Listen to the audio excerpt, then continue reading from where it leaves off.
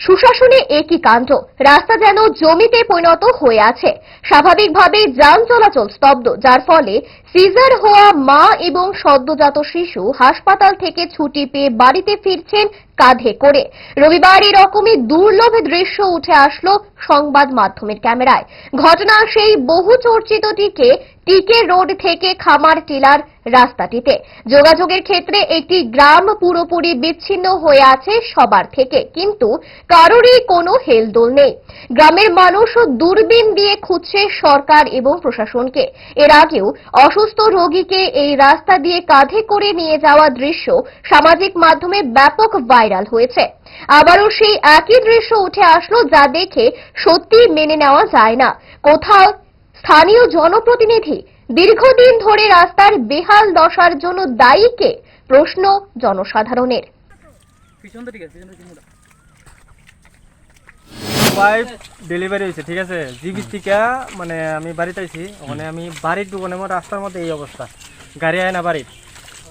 রাস্তার মুখের মধ্যে লেখা আছে বিকল্প রাস্তা ব্যবহার করুন, বাট বিকল্প রাস্তা কোনো রাস্তাই নাই গাড়ি যাওয়ানোর মতন। একটা রাস্তা আছে বাইক যাইব, বাট পেশেন্ট যাইতো না। কিন্তু বোর্ড লাগাই রাখছে পিডাব্লিউডি থেকে আছে এটা বিকল্প রাস্তা ব্যবহার করুন। পিডাব্লিউডি কিতা মনে করে যে বিকল্প রাস্তা ব্যবহার করুন লেখা রাখছে, এটা আমি জানি না।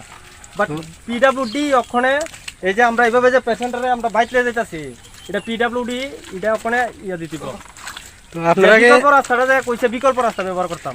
আপনারা গ্রামের মেম্বার প্রধানেরা কি জানাইছেন না? আমি তো তারাই জানা মুখের কাজ তো তারা করে না, তারা তো গ্রামের সমস্যা দেখতো না। এটা তো আমি জানি না। ওখানে যে কাজ ধরছে বা যে কাজ করাইতেছে ওখানে হে জানে। কন্ট্রাক্টরের সাথে কথা কইছেন নি? না, কন্ট্রাক্টর আমি পাইছি না। বাট আমি ওখানে আমার পাড়ার লোক তারা আমার হেল্প করছে দিকে আমার ওয়াইফ আমি বাইরে যেতে পারতেছি।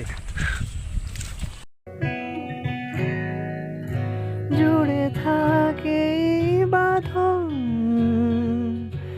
আপনার চেয়েও আপন, জুড়ে থাকে বাঁধন আপনার চেয়েও আপন, আপনার চেয়েও আপন। স্বর্ণ